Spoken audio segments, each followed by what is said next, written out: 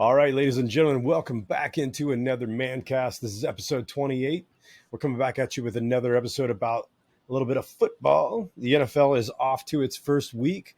We have kicked the season off, and boy, is it a doozy already. What a freaking week to kick it off with.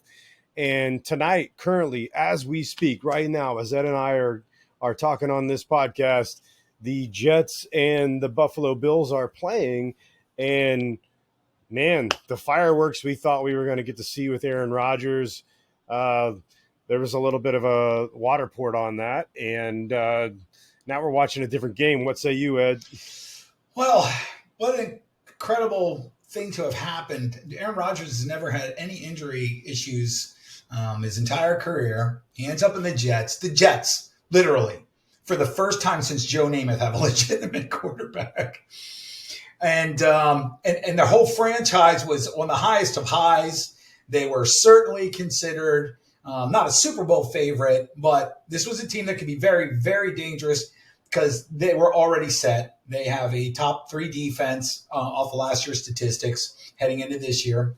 And, of course, they were just insanely talented on offense. The offensive line was a little iffy, and we just found out why. And now Aaron Rodgers, in his very first game, with this, the fan base of this franchise just finally looking like they're going to turn the corner. Very first game, and he's carted off the field with a boot on his ankle.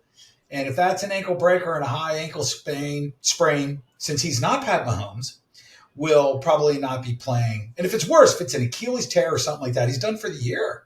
It's shocking. It'll be interesting to see how this unfolds as we move forward during this night. Hopefully we'll get some information here. But I do agree. This is the biggest injury so far to a named player. Although the Baltimore Ravens, while we're on an injury subject, had 4 guys carted off the field and 2 starters lost for the season in yesterday's game, which always seems to happen to Baltimore every freaking year. Why? What is the deal with Baltimore? Is there some curse? It's got to be a curse, man. It's like the curse of the Bambino for the Red Sox all those years. I don't know what they did, what Baltimore did. Maybe, just maybe, it's the curse of the way that the Art Modell curse is still sitting on top of that, of the Emerald City there, man. But it really is kind of crazy to me that this happened to them again. Last year, they lost 2 offensive linemen to start the goddamn season. Crazy. By the way, Zach Wilson just threw an interception, and Buffalo has the ball back. So sorry, Jets fans, but you're fucked again. Man. We suck again. I hope Aaron Rodgers isn't just done. What a shame that would be, because the Jets aren't making the playoffs with Zach Wilson. They're just not. And now I understand, because of the injury in Baltimore, looks like the Ravens are going hard after Jonathan Taylor from the Colts, who so far has not come to camp or is not willing to play under the current contract. They've been looking to unload him.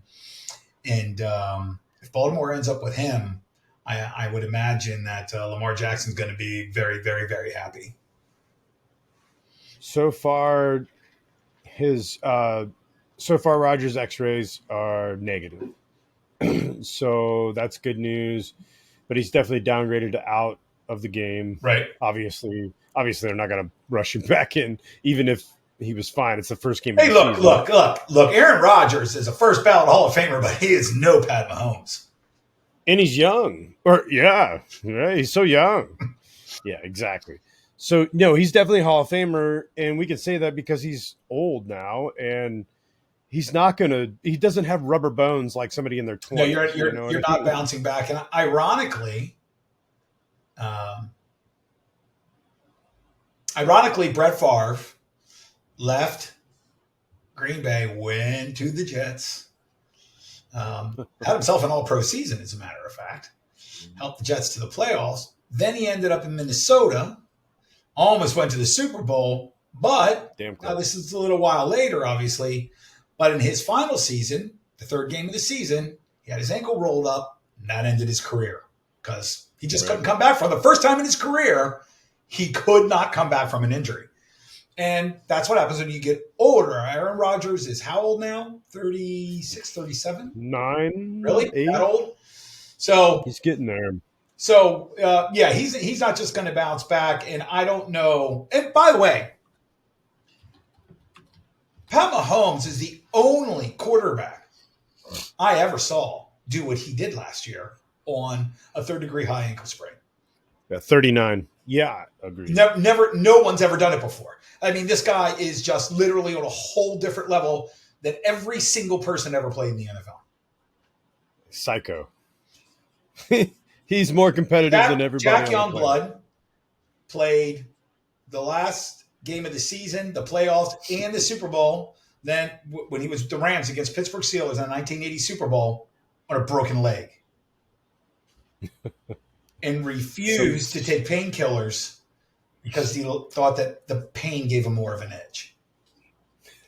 So there's a guy I can think of who is as psycho as Pat Mahomes. But he probably trained by running his head into bricks. You know what I mean? Like, yeah. This was also the same guy when he was asked by Football Digest, which was a periodical that I got when I was a kid. And they would ask certain players who normally don't score touchdowns like defensive ends, what would you do if you ever scored a touchdown? Jack Youngblood was a loose cannon. He said, that's why I carry matches in my socks, because I'm catching myself on fire if I ever score a touchdown.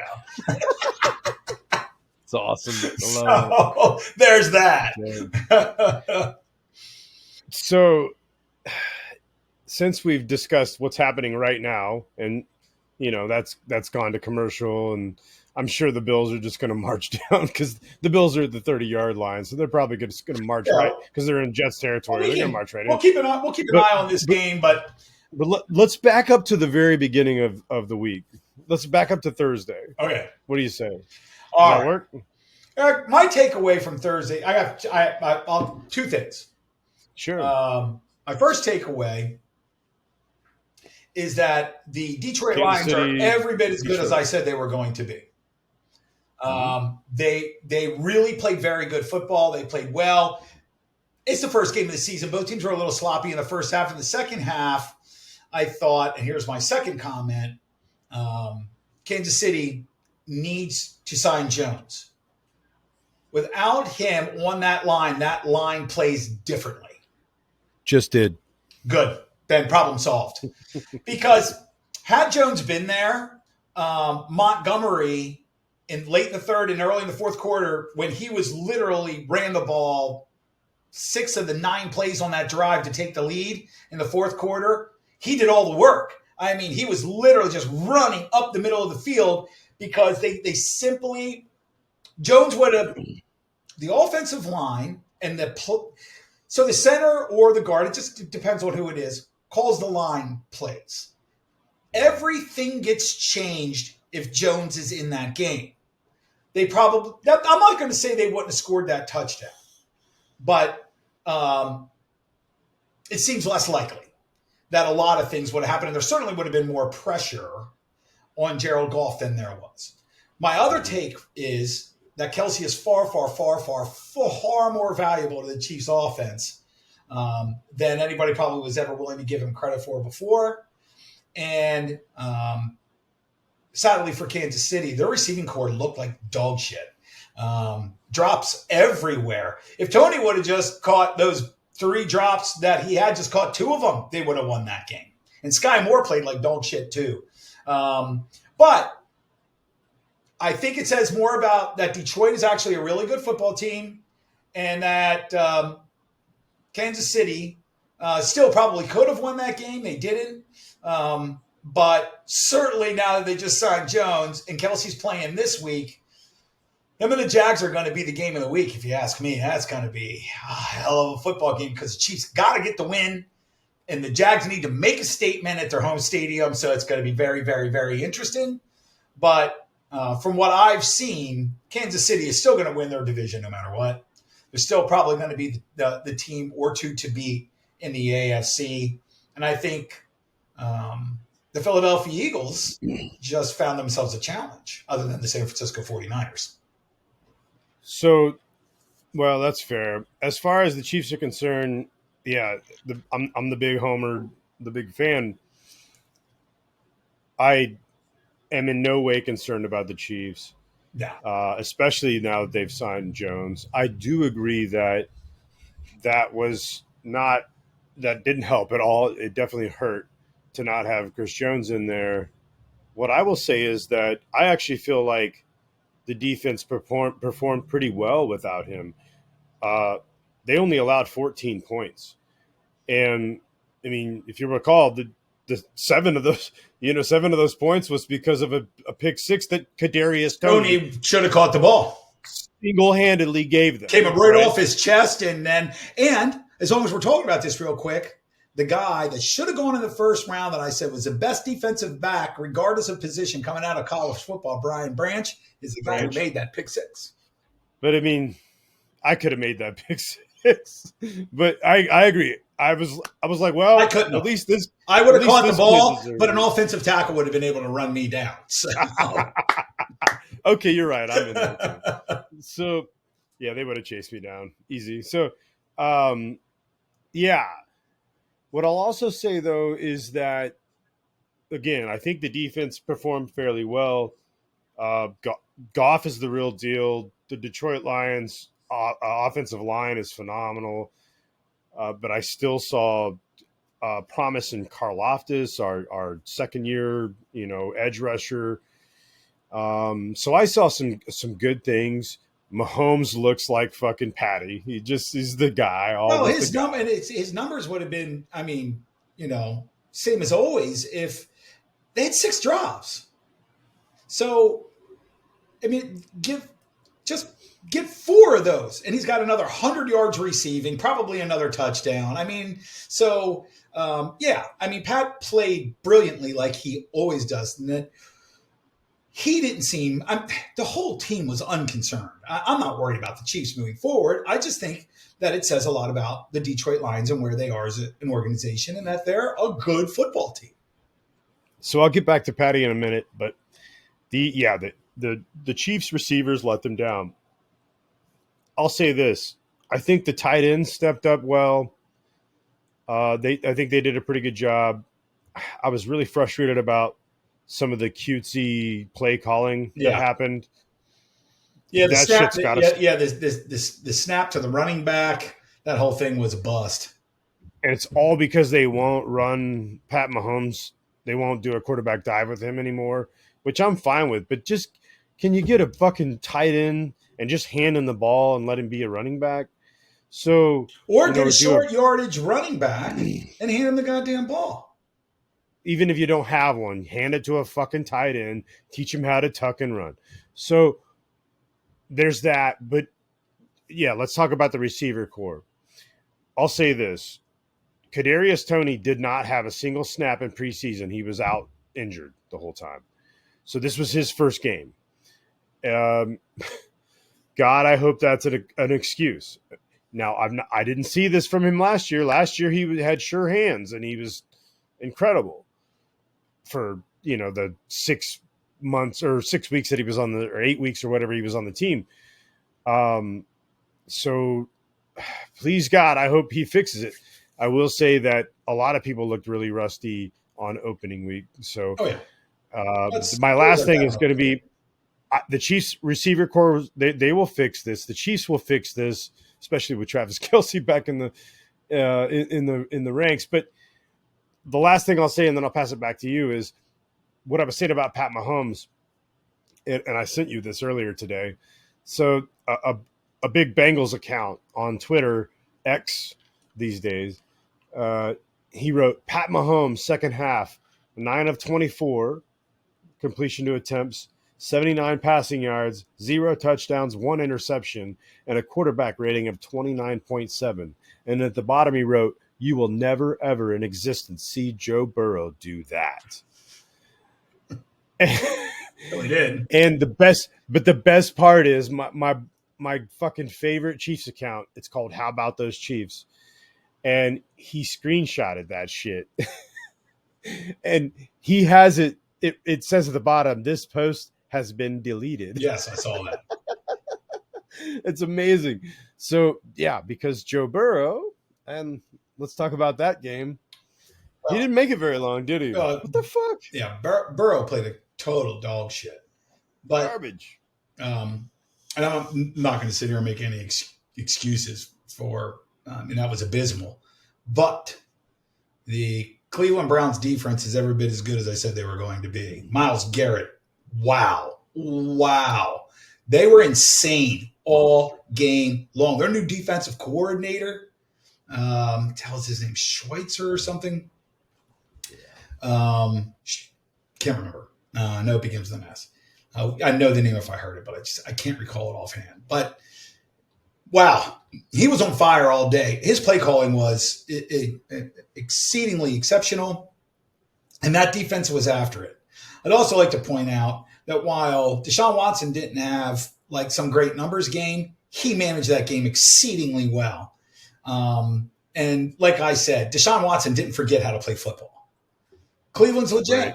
They're a legit team. The only team in that division that's not legit, or at least not yet, is Pittsburgh, because they got smacked hard, badly. You know, the 49ers just rolled all over them like they were nothing. But I was glad to see. I was glad to see the Bengals, take a shot. It'd be interesting to see. So Burrow, in his entire career, has not had this kind of adversary in terms of his own personal performance. So it'll be interesting to see how he bounces back. Yeah, I hope they start calling, Paul Brown Stadium fucking just Brown's Stadium. You know what I mean? Or dog shit stadium. Because they like to talk shit, they like to talk shit over there in Cincinnati about somebody else's stadium. And so, maybe the Browns should just be talking shit to them, because the Browns got their number apparently. Yeah, but you don't even need to talk shit when you just put a humiliating beatdown on your cross-state rival the way that they just did, and they're in the same division. So, again, Cincinnati's still going to vie for their conference title in the playoffs. So, Burrow's going to figure it out. Oh yeah, it's all going to be fine. He's a top 5 NFL quarterback. He's not going to wilt after is what it is. Game. It'll be interesting to see how he bounces back. And by the way, he was injured going into that game, and everybody was, myself included, didn't think it was going to be a big deal. Maybe it was a much bigger deal than we thought. So we'll know much better by next week. But certainly Joe Burrow is not going to go from the number 2 quarterback statistically in the NFL behind Pat Mahomes to some piece of crap that can't play football anymore. Can we talk about the Miami Dolphins versus the LA Chargers? We can. I watched that game, and it was fantastic. Wow. That was a barn burner, dude. I'm going to say, because I have to say this out loud, everything I said about Tyreek Hill, holy goddamn, dude. He is like, so he's the best wide receiver in the NFL, and he's number 1, and number 2 is far closer to number 3 than they are to number 1. That was just insanity what he did in that game, dude. And he's just crazy. Started. If Tagovailoa stays healthy, this guy's going to smash every single record we've ever seen. He's going to be the first guy, and I called it earlier before the season started, he's going to be the first guy to go over 2,000 yards receiving. Yep. I think we're both going to be right. You're going to be right about Tyreek, and I'm going to be right about Tua. And you know why? Because Tua didn't get fucking touched. Well, that O-line, they fixed that O-line. Well, his O-line, wow, they did a much better job than they did last year. Bigger was he protected himself better than I've ever seen him do it before. He got rid of the ball. Your boy Pat McAfee was saying it was joking about it was his jiu-jitsu that he was taking. But he definitely was not allowing himself to take hits that he had previously been taking. Right. One game isn't enough for me to quantify that he won't be injured at some point, because he's been injured all his starting years in college and pro. So I just assume that that's going to happen at some point. But if he can still get 14 starts, Miami's going to be an insanely dangerous team, because that offense is crazy good. And by the way, those Chargers, that was a friggin' heavyweight Both guys throwing haymakers all day long. And if it wasn't for Tyreek Hill, Eckler was insane for the Chiefs yesterday. Oh my God, man! But 170 total for the yards. Chargers. Yeah, for the Chargers. You know what? You know what though? That last drive. When you look at the last drive of Tua, which was fucking assassin, that catch, and you look at that the throw last, and that catch was insane. And then you look at the last drive of Herbert, it's meh. Well, Herbert, I started to wonder if the lead changed 7 times, but they had the lead in the fourth quarter, and all they had to do was defend. The defense couldn't. That's not on Herbert. But when that offense got back on the field, they all looked frustrated. Like we had this game and our defense just gave it up. I'm wondering what's going to be happening to practice in San Diego or in LA this week with these two guys. With the offense looked really frustrated by their defense giving up something that they should have never gave up to begin with. Yeah, but you can't do that. You can't do that. Oh no, your job is to execute, not to be frustrated about the other half. No. And no especially argument, when it's but that doesn't mean it's happening. Especially when it's Tyreek fucking Hill on the other side. You know what I mean? Like, yeah, sorry, he does that. But the frustration on Herbert's face, even with the execution of his own offense, even at the very last play, I mean, he was throwing a hissy fit with the ref because he wanted some kind of penalty so that he could get another shot, and it just wasn't there. But that's just pure frustration. Now, before losing that game, they gave a 27-point lead away to the Jags in the playoffs. Mm-hmm. This is the kind of stuff that can happen to a team that can mentally break them down and ruin their season. Yep. If they lose this week coming up, then all bets are off for the Chargers. They got That's my favorite. That's one of my favorite memes I saw today. It's a list of the AFC West, and it's the Chiefs at the bottom and the Raiders at the top, and it's like, yep, just as we all expected. It's like, no, that's not what. And the Raiders got a hell of a lot of talent, but again, can Garoppolo stay healthy? You played a garbage fucking Broncos team and you scored 17 points. Congrats. I don't give a fuck. Yeah, well, the Broncos. I mean, even you had them going 9-8 this year, so they're not garbage. 8-9. And Sean Payton's their head coach. So I mean, they're not garbage. I mean, they're not a great team, but they're a division rivalry. You take whatever you can out of that. But Garoppolo played a good game. Devontae Adams was awesome. Well, yeah. But to be clear, the Raiders had like 4 personal foul penalties that ruin drives. I mean, this is what they do, right? I mean, they just screw themselves all the time. All right, you get excuses for them, but they did do that. So, but I'm not. I don't have them going to the playoffs. I just think it's interesting that Jimmy G's career record as a starter is 41-17, which converts to 14-5 in a 19-game season for 3 years in a row. I mean, that's crazy good. It's insane. I don't understand, but it's insane. But yeah, you're right. That is the deal. And if he's healthy, he finds a way to win. Yeah. He really does. He wins twice as often as he loses. More than twice, almost 3 times. So, yeah, you can't. Yeah, he's got when he's healthy, he's good. But he's another guy that can't stay healthy. So we'll see what goes on there. Denver, they're going to have a lot of growing pains. And by the way, Russell Wilson is done. Washed up. Yeah. I never thought he was all that great to begin with. I thought it was more Pete Carroll. And because, I mean, look, Geno Smith, a guy with the same kind of talent, did exactly the same kind of thing that Russell Wilson did last year without missing a beat. So, but Seattle, now that we're on Seattle, they look like shit yesterday. The Rams own them. Aaron Donald was a fucking wrecking ball. Holy crap. Matt Matthew Stafford is clearly healthy. He looked amazing. Dude, Matty was sharp, bro. And no Cooper Kupp. I mean, he's throwing to rookies and second-year players, and he looked great. Dude, I haven't heard of these guys like Pikachu and Tattoo. Right. Fucking the plane, and like these fucking goofy names. Harry Balasheds. I mean, what? I didn't even know he played. So, I had no idea Pikachu was playing football. Was it me, or did Matthew Stafford look more fit than at any time in his career? He did, looked and lean, he was like, oh, by the way, Patty Mahomes saw me do this shit first. Sideways arm fucking throw. Oh, yeah. Fucking let me throw around this guy and fucking over here. Like, oh yeah. Man, he so was fucking Seattle is he looked deadly. There's a lot of the prognosticators, excuse me, out there who were saying that Seattle's going to win their division over the Niners.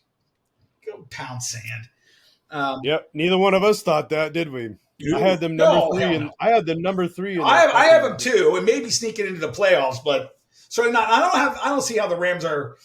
They're not going to be able to do this all year long, only because they just don't have the talent. They just don't.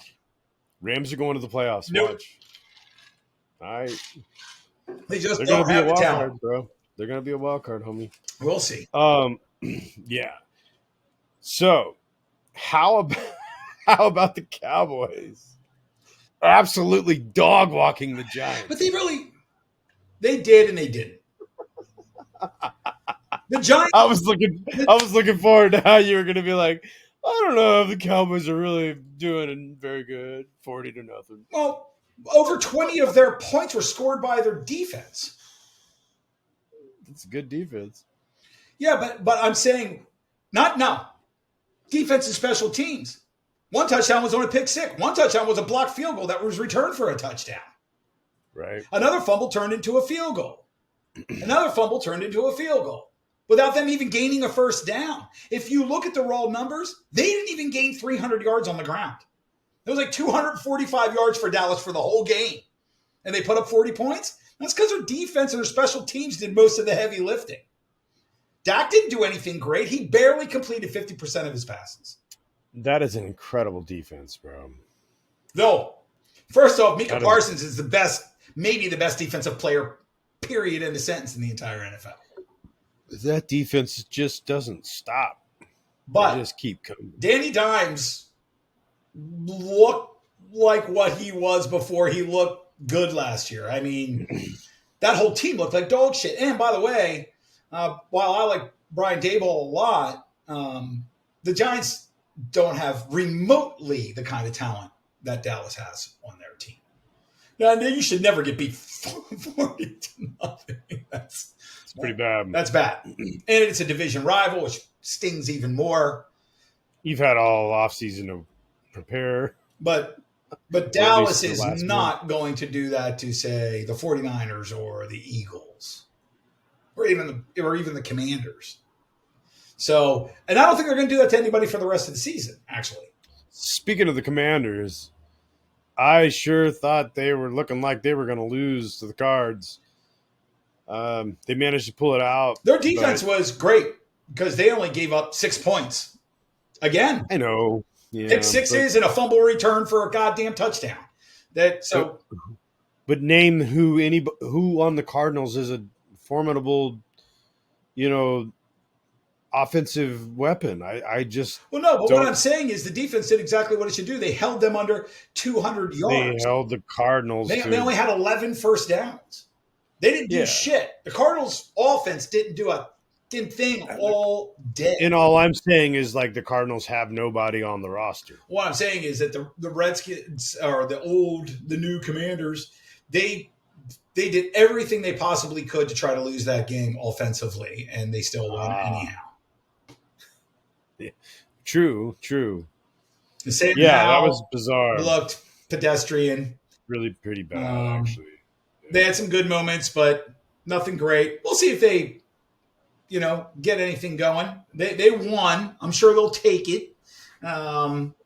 Maybe they can get some momentum out of that and parlay that into something else. But the fact that their offense struggled to do a whole lot for the first 3 quarters of that game was, I watched that game too. So, because where I go locally here to ops, I can watch every 1 o'clock game and every 2 o'clock game at exactly the same time because they're all right in front of me. So that's what I do. So I watched every game yesterday, actually. And so, I watched the Commanders one pretty closely because of you, and I was like, fuck, man, I expected them to do better, but I was happy to see that the stadium was full. I was happy to see that they were rocking and carrying on and going crazy again. They looked energized and happy. And they did get that first win, and that's a good thing. Right. Like, that is a momentum. Regime, however you did it, you got it. Fine. Right. Right. Where I'm putting away, teams that I like or that I've supported over the years, and that goes a little bit to the wayside. Did they show enough yesterday for, other than the defense? The defense showed that it's a top NFL defense. I mean, and Chase Young didn't even play. Montez Sweat was a monster yesterday. Good Lord.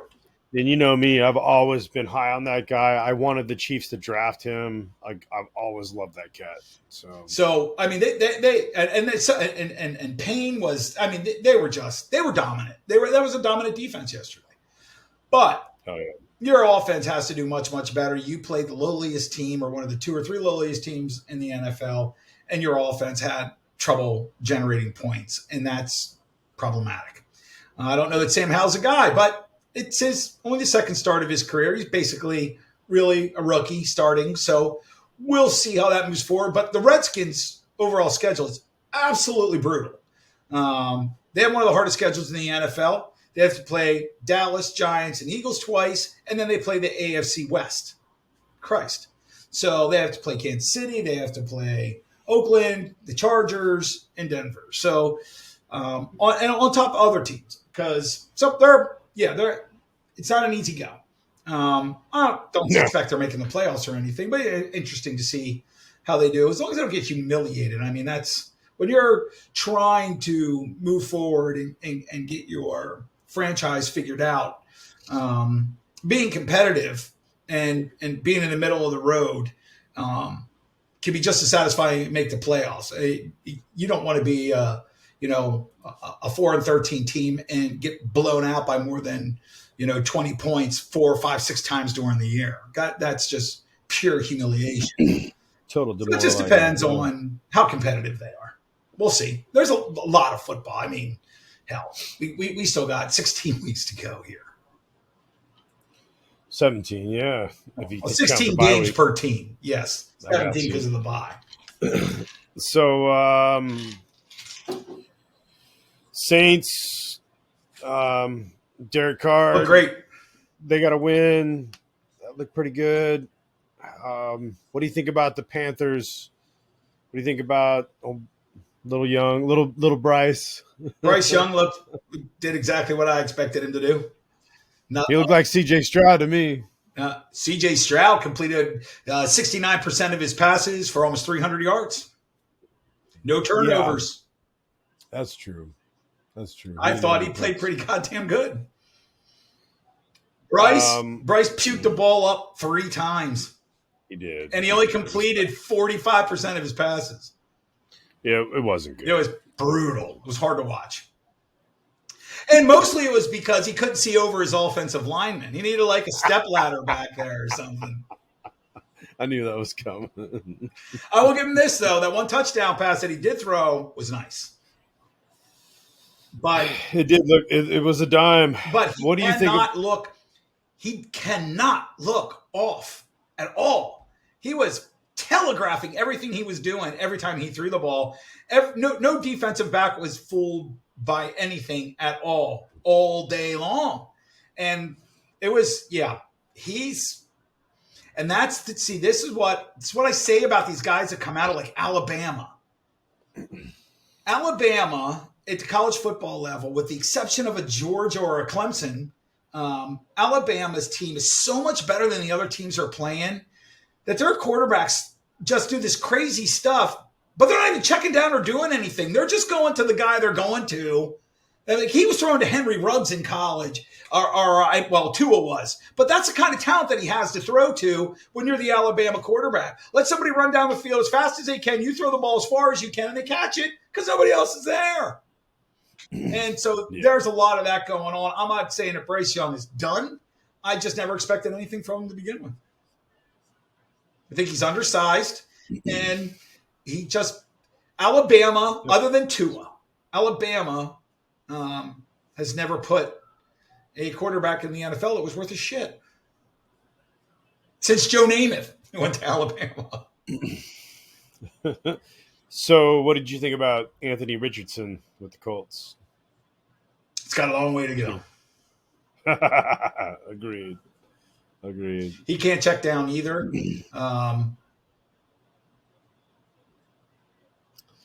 It was ugly. The Colts don't look very good. They don't.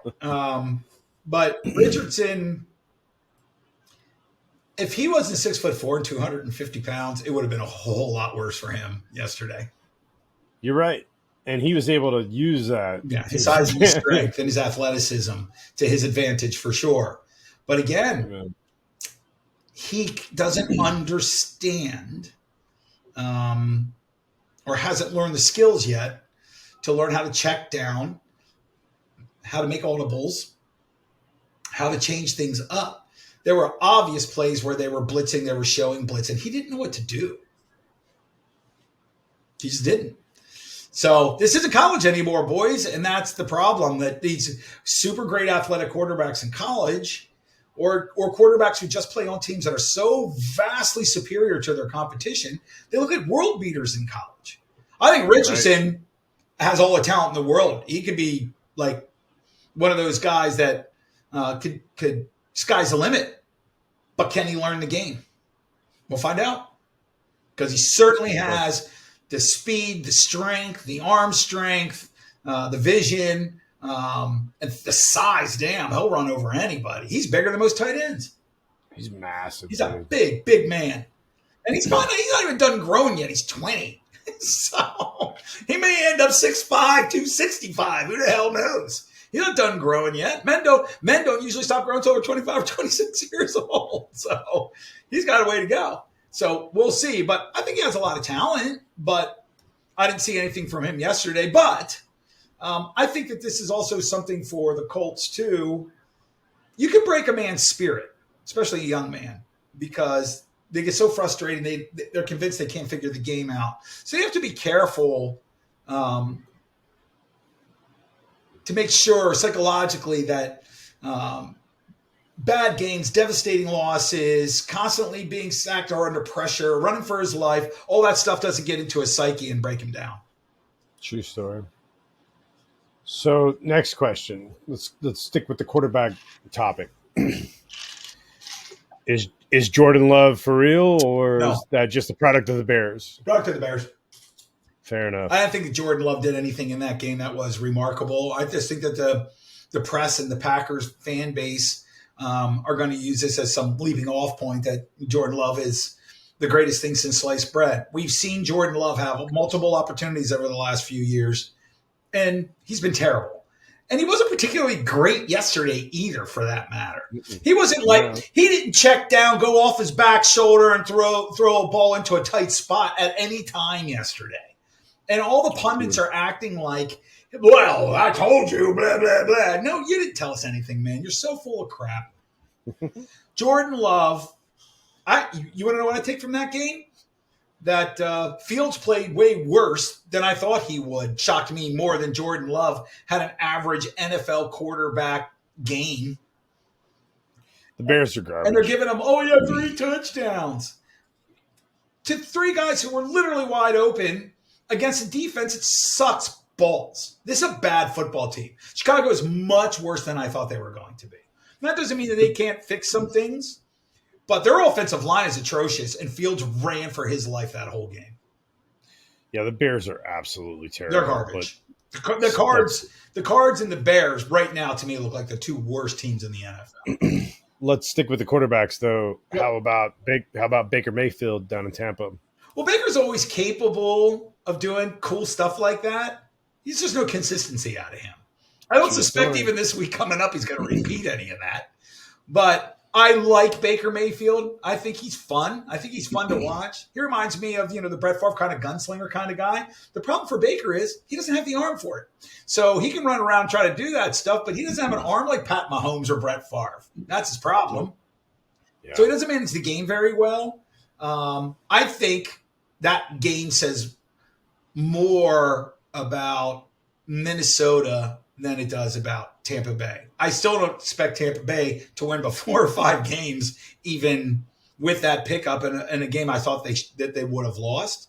But Kirk Cousins, as much as I like him, looked like shit yesterday. He threw 3 interceptions.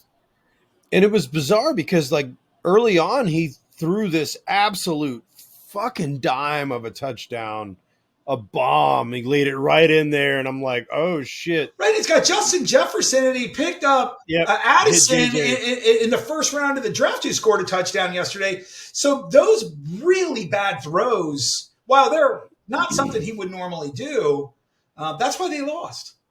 Yep. They turned the ball over too much. Yep. And Baker Mayfield didn't. But yeah, that's not going to continue. So, no. I always like Baker as a person, but he's just he's a bad team starter or a good team placeholder, right? He's standing beside the coach, holding the clipboard on the sideline, because that's just who he is. So Tampa Bay is not going to do anything dramatic. It was fun to see Baker have a good game, and he'll have more good games. He's like a Vinny Testaverde, right?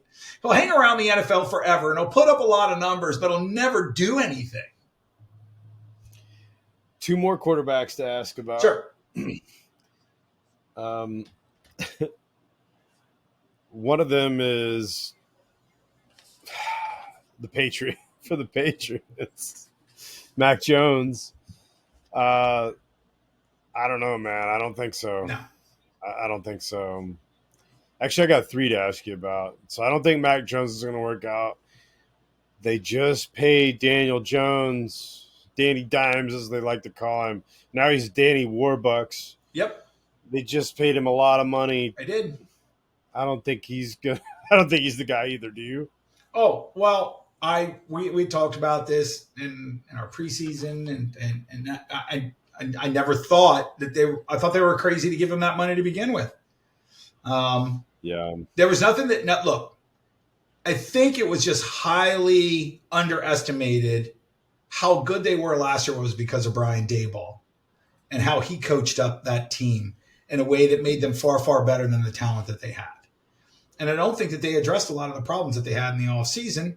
And that's why I didn't have them going to the playoffs or repeating going to the playoffs, because now you have a year's film on Brian Daboll's team and what they can do. And now it puts the pressure on them, not everybody else.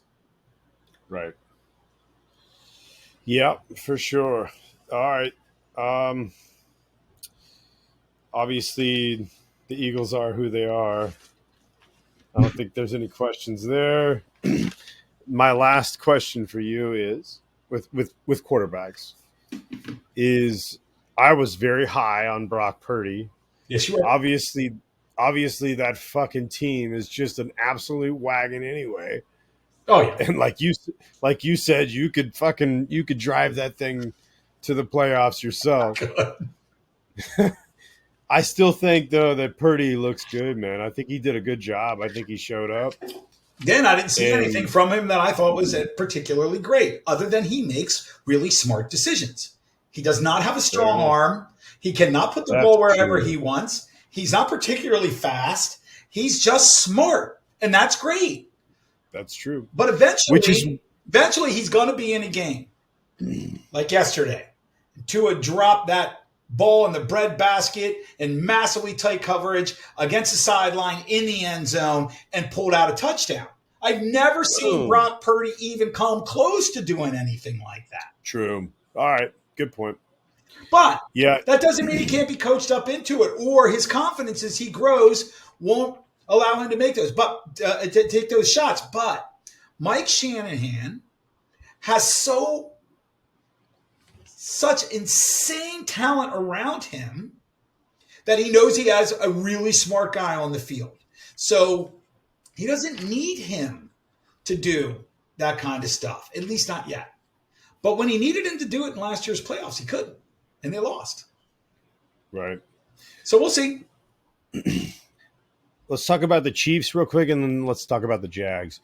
The Chiefs, I just want to talk about Chris Jones briefly. So that contract, the details haven't been made known to anyone yet. But what we do know is, as of a couple hours ago, and I've tried to refresh and I'm not seeing anything new. But they basically are only giving him one additional year. And I take that back. It's actually, they're just changing this year. They're making this last year of his contract incentive laden, so that if he reaches certain benchmarks this year and the team reaches certain benchmarks this year, he will get more than Aaron Donald, I'm assuming. All right, so If he doesn't, I just looked this up. He ended his holdout. He agreed to a 1-year contract, and its base salary is $19.5 million. lower than his normal one, which is bananas. No, that's so. It says Jones receives incentives in the new contract that would allow him to earn $19.5 million. He was scheduled to make this season under his old contract. Jones did not report to training camp, blah, blah, blah, blah, blah. And yeah, no more information outside of that. Yeah. So he gets the same $19 million that he was always going to get. Apparently there are incentives that are baked into the contract that will take him well above and beyond that.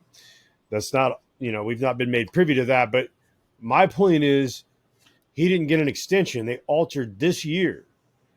So if I'm right, how I'm reading this, he's not forfeiting his game check from the last game, so that'll add another $1.1 million. Yep, he's going to keep that. I think they're going to fix some of the fines, but he's also going to pay some of the fines. The whole thing is fucking bizarre, dude. So you didn't get any more time. You got incentives. And I guess they just came. They were just like, man, let's just come to a fucking agreement. Well. So the only thing that I can say on Chris Jones's end is this is the final year of his contract, which makes him an unrestricted free agent at the end of the season. True, but we can franchise tag him next year, and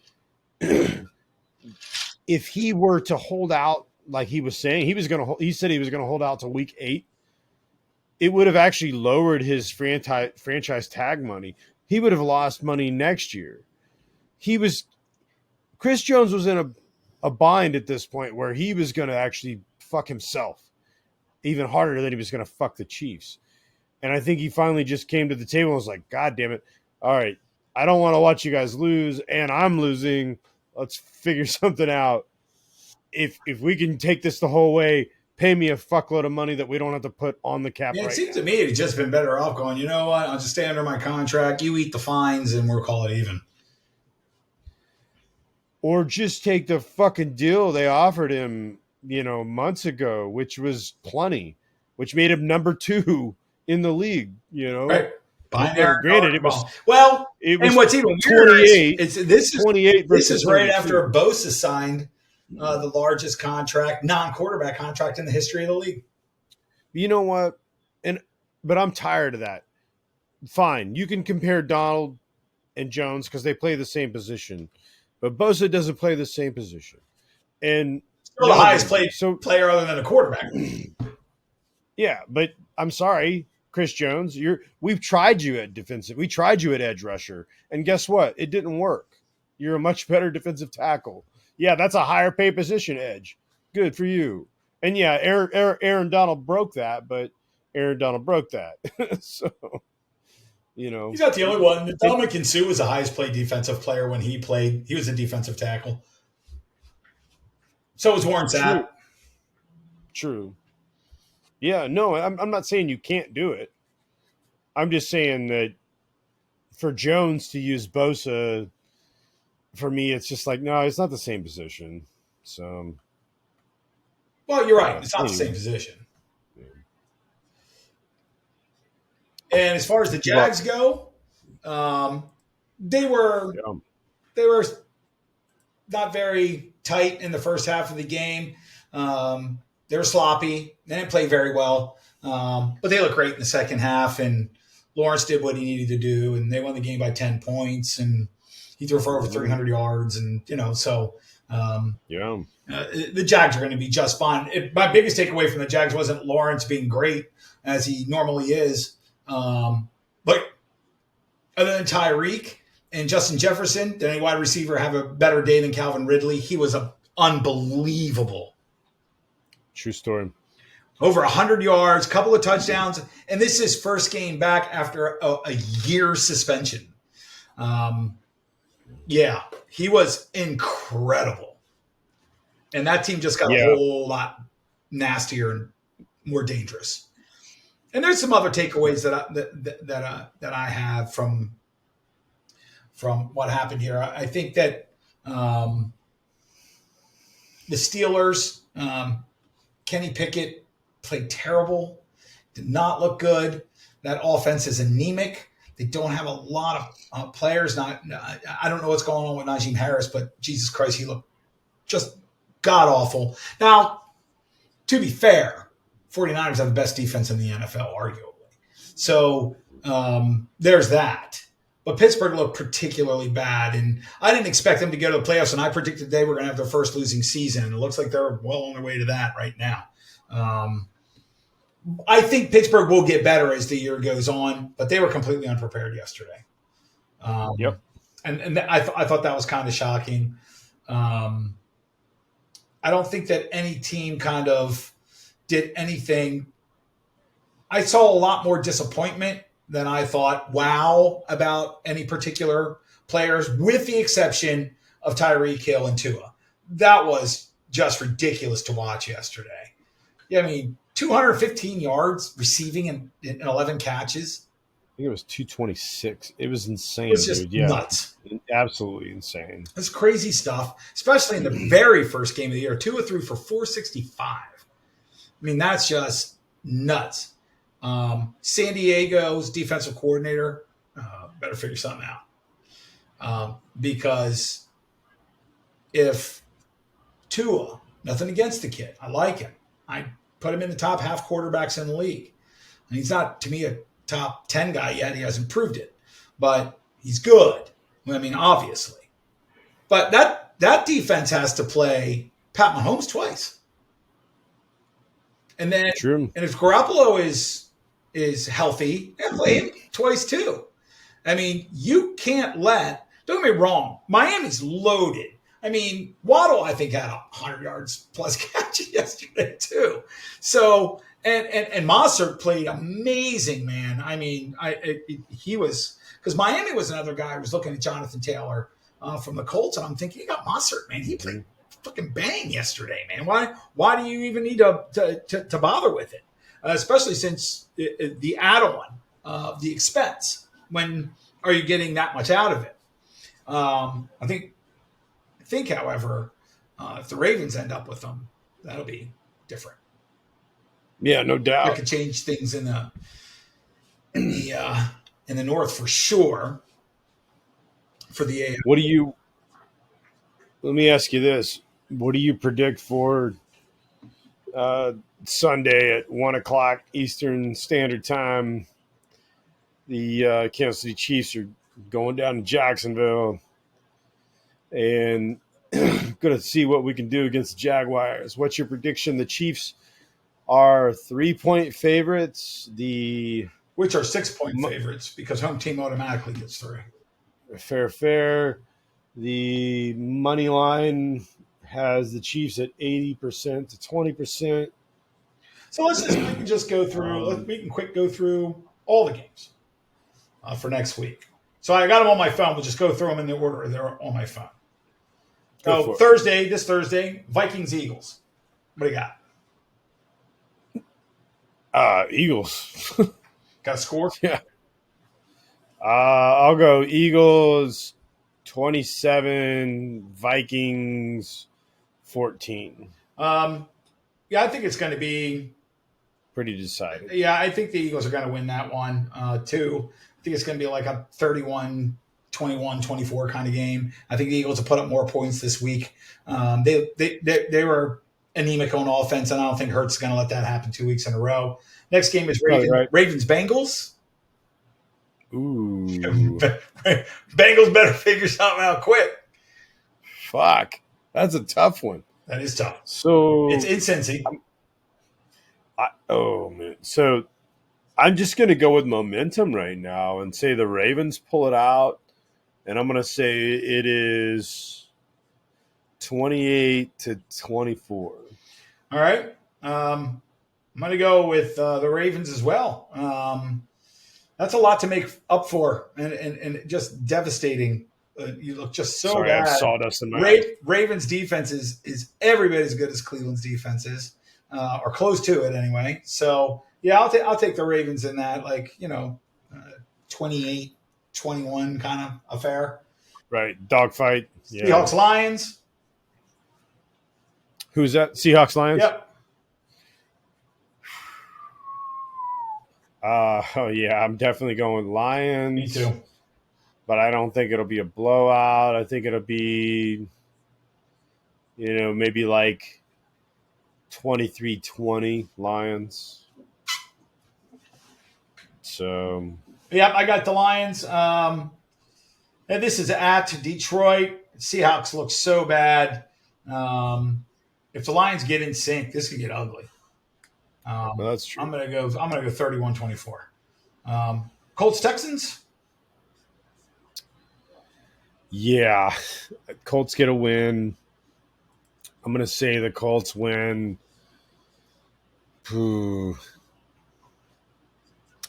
of those offenses are kind of like eh. Yep. So let's go 21-17 Colts. Yeah, I got it. I'm going to take the Texans. I think C.J. Stroud will get his first. I think he played better than Richardson did, and I think he's a better quarterback, at least in terms of experience. He's got a lot more. And they're playing in Texas. So, yeah, but I think like 17-14, something like that. It's not going to be a barn burner, that's for sure. Bears and the Bucks. It's in Tampa. Yeah, I think the Bucks absolutely fucking destroy the Bears. Probably looking at 28-14. I think they both suck. I think that the Bucks played way over their heads. I don't think they're any better than the Bears are, to be perfectly honest with you. I think it'll be like a 24-21 kind of game. But I think right now Mayfield has a little momentum, so I'll go with the Bucks in that. Now Chiefs Jags. Yeah, definitely going with the Chiefs. I think the Chiefs put it back together this week. I think the Chiefs get back to, that 30-point range. I'm going to go 30-27, close game. Chiefs pull out a win. I am. I'm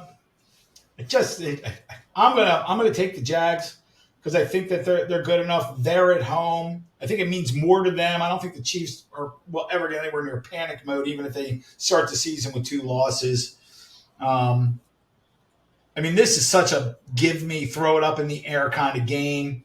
It's hard for me to say Jags. I'm just going to be a homer on this one, only because I just can't see the Chiefs losing 2 games in a row to start the season. But I want to go with the Jags because they're my boys. So I don't know if they can win, but I'm going to root for them to do it. So I'm just going to go in that direction.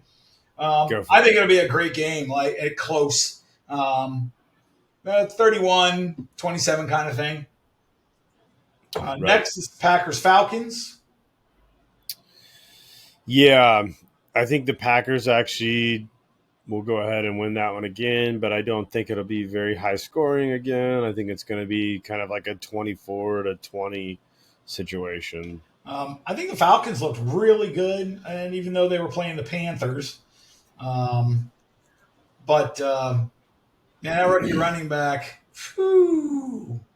Wow, it's Bijan Robinson is no joke, and he wasn't even the Robinson, starter. Ugh. absolute Once stud, they get dude. him moving, it's going to be something else. I think I'm going to take the Falcons in this. I think that Jordan Love. Um, I just don't see it. I think the Falcons are a better team than the Packers. That's all. Nothing great here though, like 21-17, something like that. Then it's Raiders Bills at Yeah, Buffalo. yeah. The Bills will absolutely destroy the Raiders. You're probably looking at and I think the Bills are going to be looking to get right after this week because even though they're playing the Jets with no Aaron Rodgers, they're struggling.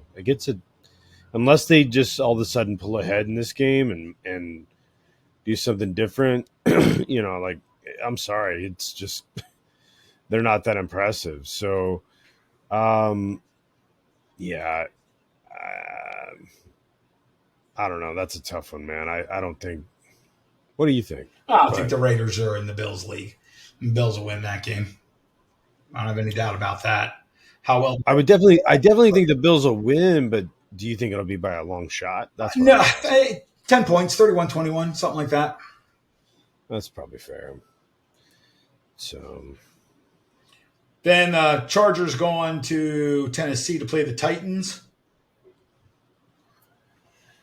so the Chargers, I think, definitely pulled that one off in Tennessee. Fine, probably not by a large margin. The Chargers just aren't for some reason. I don't know if it's the culture, the way they're coached. They're just they do really well until it really matters, and then they fucking shit the bed. And so they'll get a big enough lead to let to let the other guys catch back up. Yeah, Chargers win it, but barely. Let me go 24-20. I think the Chargers will win too. They're just a better football team.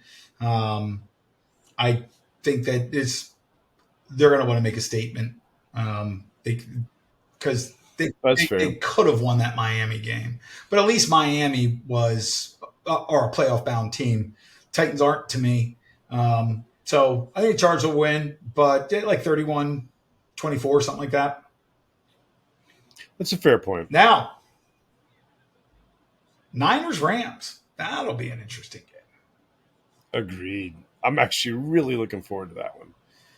These guys are, rivals. They're juggernauts. I know the Rams aren't the juggernaut that they were, a year or two ago, but clearly they can get the job done. Like we said, Matty Stafford is playing fucking lights out, and Aaron Donald on the other side is playing lights out. So they both are healthy. Uh, Niners still win. I think it's a shootout. I mean, you're probably talking about like 37-33 Niners. I can't see anybody scoring that many points on the Niners. At least not the Rams. Nothing against the Rams, but I mean, You might have a Cooper great Cup's not playing. So, just and the Niners got the best defense in the league. And the Niners will win this game like 35-24. I think the Rams maybe. will make it a game for a while. They just don't have enough people to keep up with them. And when you start wearing them down, and then, you got McCaffrey doing all kinds of stupid, crazy shit to make you go insane. I'd It's love to good. see the Rams win, but I just don't think they have the firepower to do it. Next is the Giants and the Cards. This one, I'm just going to take the Giants because they have to get straight after that embarrassing loss to Dallas. And while the Giants aren't a great team, they're certainly better than the Cardinals. The Cardinals are probably the worst team in the league, especially without their starting quarterback.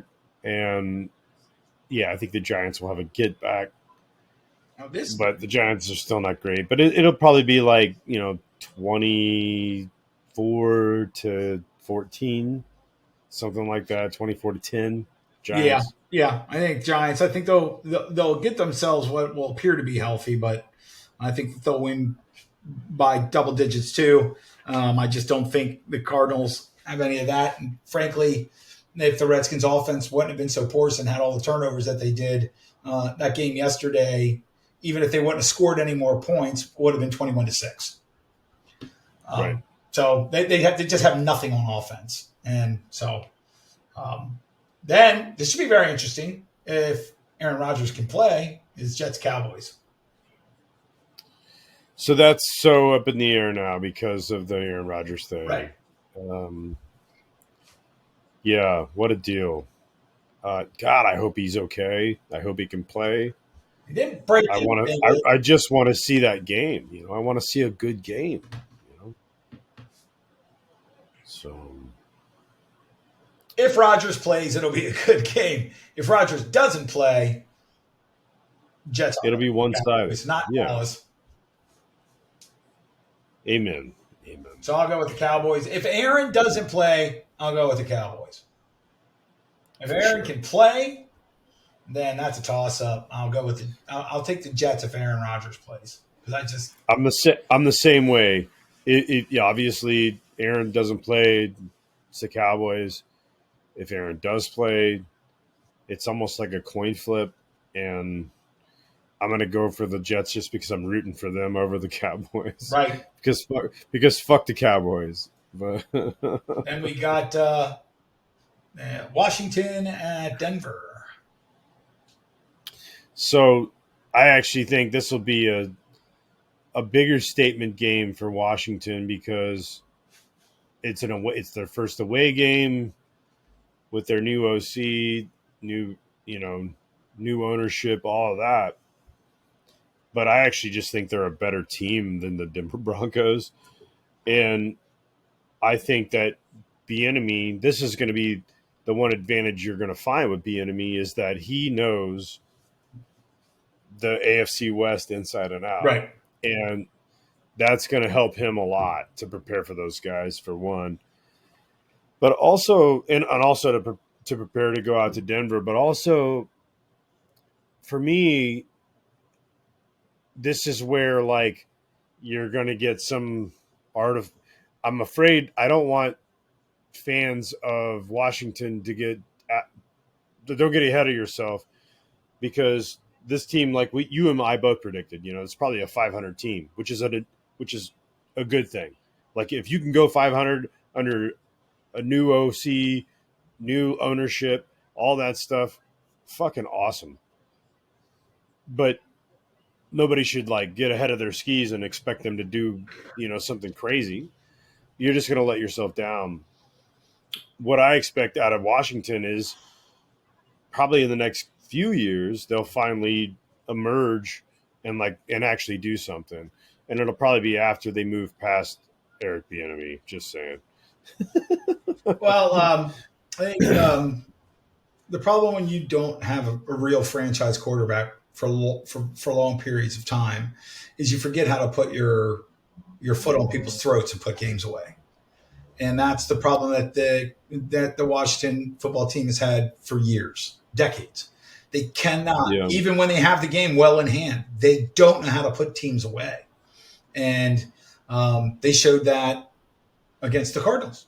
They just don't quite know how to put teams away. They need to learn how to start doing that. We'll see if they can figure that out. I think they're going to beat the Broncos too. But I think it's going to be, again, a really close game, 24-21 kind of thing. I just think the Commanders' defense is just better than Denver's defense. I agree. I actually think their offense is better. I think that the Commanders are all around a better team. They just make a lot of mistakes. But my guess is second game, they'll clean some shit up. And I actually think it'll be a bigger spread. I think they'll win by 10. I think it'd be more like 24-14, something like that. Yep. So, all right. Is Chase Young playing? He didn't play this week. I haven't heard if he's going to be playing this coming game or not. So I just don't know. Well, yeah, I knew he didn't play last week. I was hoping he'd be back this week, but and if he plays, that makes it. Then things will get a lot better. Right. Then we got the Dolphins and the Patriots. Patriots are done. The Dolphins are going to kill them. Agreed. Yeah, the Dolphins are. Your Patriots aren't near as good as the Chargers are, and the Dolphins laid 36 on them. Yes. They're Yeah. Yeah. They're going to beat the shit out of the Patriots. So what are you thinking? Maybe like 38-24, something like yeah, that. I can see it getting ugly. Actually, that's one of the few games I can see. And especially, you always got to remember. I try to when I talk about these things is there are a lot of teams, particularly all the teams in the NFC East, who owe Bill Belichick. And when they get the opportunity, Bill Belichick, Dolphins were really bad for a lot of the Patriots' run. And Bill Belichick made them his bitch and often beat them by 4 or 5 touchdowns and rubbed it in their face. He did. The Dolphins now are payback. I think they're going to smoke them. Yep. I bet you're right. So I want to add one thing here. We're probably getting close to wrapping. Oh, we're past wrap. Yeah. So you know this, and anybody who's ever watched this, back when we were doing our draft thing, I was really high on Zay Flowers, and I really wanted the Chiefs to move up and get him. And I would say maybe I'll be proven wrong. Maybe the Chiefs wide receiver core will clean up their act, Kadarius Toney especially. But it looks like I was right. We could have used that guy. And certainly could have used Jordan Addison that went to Minnesota. Could have used a lot of guys. I like Zay, man. That's my guy. But right. He played really good for Baltimore. But Jordan Addison had a better game overall. More yards. And scored, and he looked great. We have Saints and the Panthers. Saints are going to win. Panthers, Bryce Young's not ready for prime time. And I think the Saints played really well. And I think they're going to win their division. So Saints are better coached. They have a more seasoned quarterback, obviously. And, yeah, I think the Saints will win that one for sure. And then Monday Night Football, Browns and Steelers. I don't see the Browns falling to the Steelers after they just literally just put a beat down on another division rival. They have a real opportunity to make a real statement in the AFC North and beat the conference champion for the last few years, and then their biggest rival of all time on Monday Night Football, and smack them around a little bit and make a statement to the NFL that we're here to play. I'm going with the Browns. I think the Browns, because of the rivalry, it'll probably remain close. I think the Browns will pull away late, and it's going to be a dogfight until late, like 28-17, 28-20, something like that. Here's my hot take. Pittsburgh wins. Pittsburgh comes back, wins. Womp, womp, womp. Sorry. Yeah. Burrow got shut down by this defense. Can't see anything. Lighten it up. Nothing against the kid, but he's just basically a rookie too. He's gonna. And the number 2 quarterback in the NFL, or top 3 or 4 at any rate, got just totally throttled by that defense. He's gonna fix it. He's gonna look better this week, and yeah, I think he's going to expose the Browns. Watch. It's going to happen. Expose what? That their defense is really good? That's why I had to say it like that. So, yeah, I think, but that's okay. Sometimes you just got to. Wishful thinking is a way to make a pick, I guess. So what I'm doing with the Jags. Since I don't. My brain is saying no fucking way. The Chiefs are losing 2 games in a row to start the season.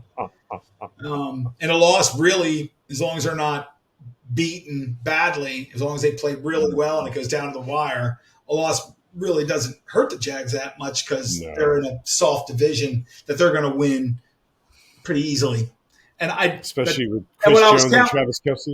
Right. Well, when you go through and you're looking at Josh Allen, the other Josh Allen, the one who plays for the Jags' defensive end, he had 8 tackles, forced fumble, and 3 sacks. He was he's got to be defensive player of the week. It was crazy what he did. 3 sacks in a game? I mean, that's pretty rare for defensive linemen. 3 sacks in a single game for any player. It's like a defensive back getting 3 picks in a game. It happens, but it's really rare. Agreed. Because, I mean, even your best DNs only average 3/4 of a sack per game for the whole year. You know what I mean? Right. I think the last guy to even hit 20 sacks was Aaron Darnold like 3 or 4 years ago. It was. I mean, even last year, Chris Jones' best season, he only had 2 years ago for 15.5. Right. I think Aaron Donald got it like 2 years ago, got 22 or 23 sacks. Yeah, and then he had some years. I mean, Aaron Donald's average for his career, he averaged like 12 sacks a season. He has 103 in 9 years. So, that's a little over 12 per season. But that's still only about 3/4 of a sack per game for his career. That's true. And sacks are like touchdowns, right? If you get 1 or 2 a game, that's fantastic. But you'll have a lot of games where you don't get any at all. And unlike touchdowns, you can accumulate sacks by getting half a sack, because if you make the tackle with another player, then you both get a piece of the sack, not the sack itself. Yeah, I'm sorry. It was 20.5. It was 2018. In 2018, he had 20.5. But you know what? You're fucking dead on. So in 2019, he had 12.5. 2020, 13.5. 2021, 12.5. 2022. Yeah, last year he missed half the season. It dropped off to 5. And then he missed half the season last year. And he had half a sack last year. Right. And so, yeah, I mean, that. Yeah, I mean, half a sack last week. Right. But so another thing that I wish that they would, I hate when they just say sacks. What about quarterback pressures? I mean, that's a really big statistic too. And they don't talk about it enough.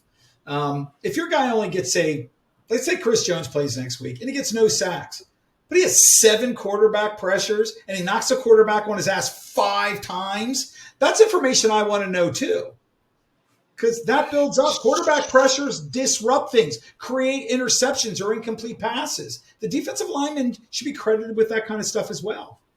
Yeah, the really good stat places, they definitely take that shit into account. Because hurries and stuff like that matters, man. Right. You're taking the guy up. Hurries, if you take him knockdowns, they're just as important sometimes as sacks. Absolutely. If you're constantly harassing the quarterback, that take him up his game over the course of a game, right? That stuff adds up. And now I'm not gonna remember who it was. Should have written it down, but there was a quarterback, and it might have been Burrow. Matter of fact, I think it was, but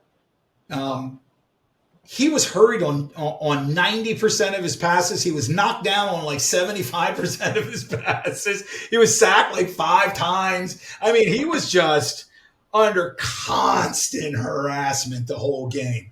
And dude, Burrow's not going to make it if they don't figure out how to fucking support him.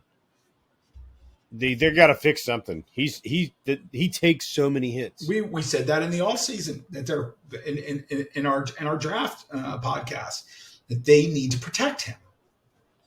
I don't get how this happens with some of these teams where the thing that Joe Burrow, like a Pat Mahomes or a Josh Allen, and they do so much that they make average to below average lines look better than they are. And then in the offseason, because you make it so deep into the playoffs that they're addressing other issues other than protecting your guys, backside. Right.